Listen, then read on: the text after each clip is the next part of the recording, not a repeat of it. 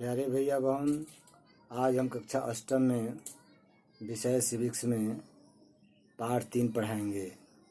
पाठ का नाम है संसदीय सरकार क्यों और कैसे। आप सबों को ये पता होना चाहिए कि ये संसदीय सरकार क्यों और कैसे जो शीर्षक है, इससे हमको क्या समझ में आ रहा है। संसदीय सरकार से हम क्या समझते हैं। हम सभी लोगों को ये पता है कि देश में जो सरकार है वह केंद्रीय सरकार ही संसदीय सरकार होती है और केंद्र के सरकार को ही हम संसदीय सरकार कहते हैं। अब बात आती है कि यह क्यों इस सरकार की आवश्यकता है और कैसे इसके चुनाव होते हैं। तो हम सभी लोगों को यह पता है कि देश के यह संसदीय सरकार जो है, देश में जितनी पार्टियां हैं वह जो चुनाव होते हैं, केंद्र के चुनाव होते हैं, उस समय सभी पार्टी अपने अपने इच्छानुकूल अपने अपने उम्मीदवारों को समयानुकूल खड़ा करते हैं जब चुनाव होते हैं।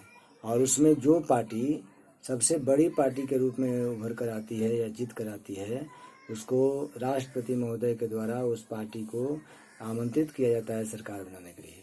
और वह जब सरकार बनाती है केंद्र में, और सरकार बनने के बाद अपने बहुमत दल के नेता को चुनती है और वह नेता अपने मंत्री को चुन करके देश की सरकार को चलाने की प्रक्रिया शुरू करते हैं।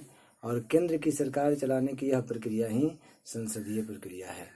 अभी देश में जो वर्तमान में नरेंद्र मोदी की अगुवाई में जो सरकार चल रहा है, यह संसदीय सरकार है।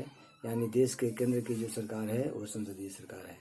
और संसदीय सरकार देश के विधि व्यवस्था, नियम नियमावली, देश के विकास, जनता के उत्थान, शिक्षा, स्वास्थ्य, परिवहन, संचार, यानी देश के सभी उचित कार्य व्यवस्थाओं को जिससे जनता का हित हो सके, इसके लिए यह कार्य करती है। अब हम देखते हैं भारत में संसदीय प्रणाली क्यों अपनाई गई।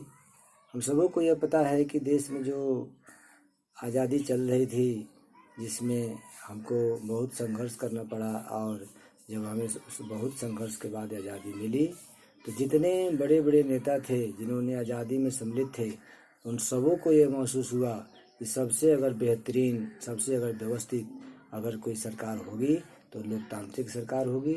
और लोकतांत्रिक सरकार के माध्यम से ही सबका हक हिस्सा मिल सकता है। इसलिए आज़ादी के बाद लोकतांत्रिक सरकार बनाने की प्रक्रिया शुरू होती है। अपना संविधान बना और संसदीय प्रणाली के माध्यम से एक केंद्रीय सरकार की रूपरेखा दे करके चुनाव प्रक्रियाओं के माध्यम से यह सरकार बनी। अब तब से लेकर के अभी तक ये केंद्र में संसदीय सरकार चलती रहती है। ऐसे मुख्य रूप से सरकार 2 प्रकार की होती है, केंद्र स्तर की सरकार और राज्य स्तर की सरकार। इसलिए इसको हम संघीय सरकार भी कहते हैं। लेकिन केंद्र की सरकार पूरे देश के लिए होते हैं और राज्य स्तर की सरकार सिर्फ उस राज्य के लिए। इसलिए संसदीय सरकार पूरे देश के लिए है। अब हम आगे देखेंगे संसद का अर्थ।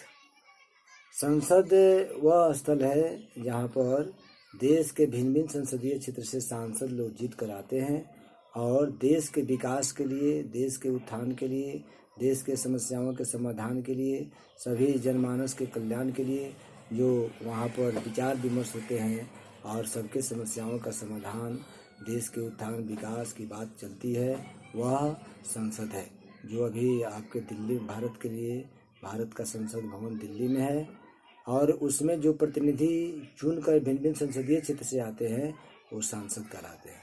इसलिए संसद में यह पूर्ण संसद का मतलब है 3 लोगों से होते हैं, लोकसभा के सांसद, राज्यसभा के सांसद और राष्ट्रपति। ये तीनों मिल करके संसद के प्रक्रियाओं का क्रियान्वयन कराते हैं। देश के उत्थान, विकास और सभी कार्य व्यवस्थाओं को करने में ये तीनों की मुख्य भूमिका होती है।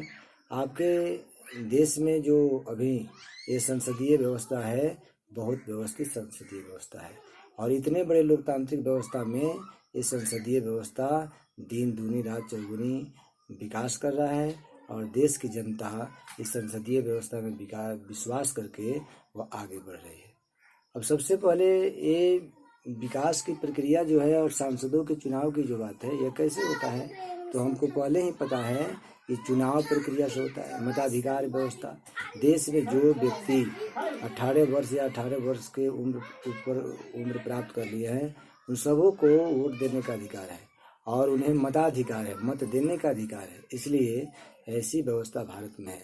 जो भारत के नागरिक है, भारत में रह रहे हैं और उनको यहाँ पर अपना जीवन यापन बिताने की स्वतंत्रता है, वह भारत के में मताधिकार है, उसको प्राप्त है। तीसरी बात है कि इसमें और एक बातें हैं कि जो सार्वभौमिक वयस्क मताधिकार, सार्वभौमिक वयस्क मताधिकार का मतलब देश में स्त्री और पुरुष जो कोई भी है और वह 18 वर्ष की उम्र प्राप्त कर लिया है और वोटर लिस्ट में उसका नाम है, तो उसको यह सार्वभौम मताधिकार प्राप्त है। और इस सार्वभौम मताधिकार प्राप्त के माध्यम से ही देश में वो चुनाव प्रक्रियाओं में भाग लेते हैं। जो लोग चुनाव में वोट देने के लिए भाग लेते हैं या वोट लेने के लिए भाग लेते हैं, उस सबों को ये सार्वभौमताधिकार प्राप्त है। और यह ऐसी व्यवस्था सिर्फ भारत के नागरिक को ही प्राप्त है। भारत से बाहर के लोग इस सुविधाओं को न प्राप्त है उनको, न इसका लाभ उठा सकते। इसलिए हम भारत के लोग भारत में रहते हैं तो इस प्रक्रियाओं के माध्यम से ये कार्य करेंगे। आगे हम देखते हैं गणपूर्ति कुरम। बहुत से ऐसे कार्य व्यवस्था है जिसमें लोगों को एक बैठक के माध्यम से कोई निर्णय लिए जाते हैं और उस निर्णय के आधार पर देश में विधि व्यवस्था, कानून व्यवस्था, नियम नियमावली बनते हैं।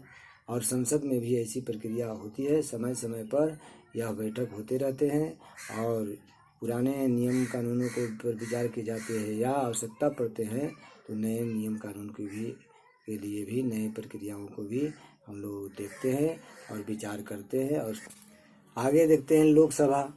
देश में जो लोकसभा की बात आती है, लोकसभा का मतलब है जो केंद्र की सरकार जो बनती है और उसमें 5 साल पर जो केंद्रीय व्यवस्था में जो चुनाव होते हैं, सांसदों के चुनाव होते हैं और उसमें जो मेंबर चुने जाते हैं वह लोकसभा के चुनाव की प्रक्रियाओं के माध्यम से चुने जाते हैं।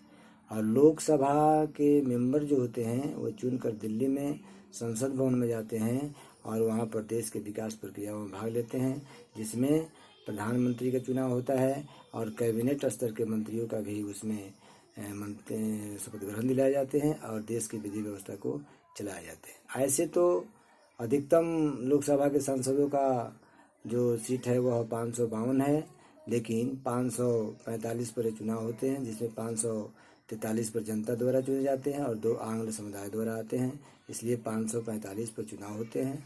और यह जो है सांसद लोग होते हैं यह लोकसभा के सांसद कहलाते हैं। और देश में विकास प्रक्रियाओं में, सरकार की प्रक्रिया में या मंत्रिमंडल के गठन में इन सांसदों की मुख्य भूमिका होती है।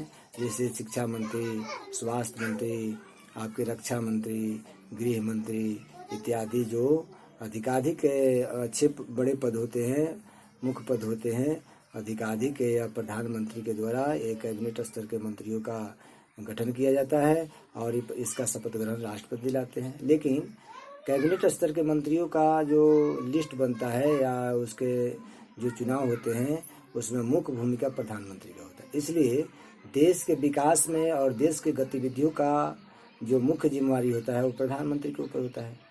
जिस देश का प्रधानमंत्री जैसे होते हैं उस देश का कार्य व्यवस्था, कैबिनेट स्तर की व्यवस्था, सरकार की व्यवस्था वैसे ही होती है।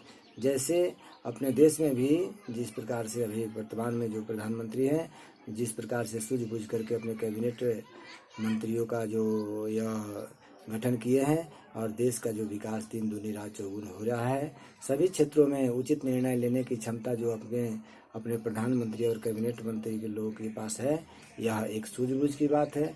और ऐसे ही समय समय पर अपने देश में प्रधानमंत्री अपने कैबिनेट मंत्रियों का चुनाव करते रहते हैं, उनके आवश्यकता अनुकूल उनके फिर पदच्युत भी करते हैं और फिर नए लोगों को उस स्थान पर लाते भी हैं। इसलिए यह कैबिनेट स्तर का जो व्यवस्था है यह प्रधानमंत्री के ऊपर निर्भर होता है।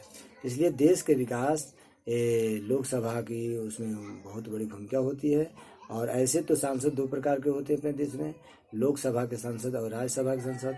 और संसद का पूर्ण होना लोकसभा के सांसद द्वारा, राज्यसभा के सांसद और राष्ट्रपति तीनों के माध्यम से जब निर्णय उचित होते हैं या प्रक्रिया चलती है कार्यपालिका, न्यायपालिका, विधायिका के माध्यम से, तो पूर्ण सरकार की प्रक्रिया होती है। इसलिए यह कार्य व्यवस्था इस संसदीय सरकार की ऐसे ही चलती है और ऐसे ही विकास के कार्य होते हैं। बस आज के लिए इतना ही, फिर आगे पढ़ाएंगे हम।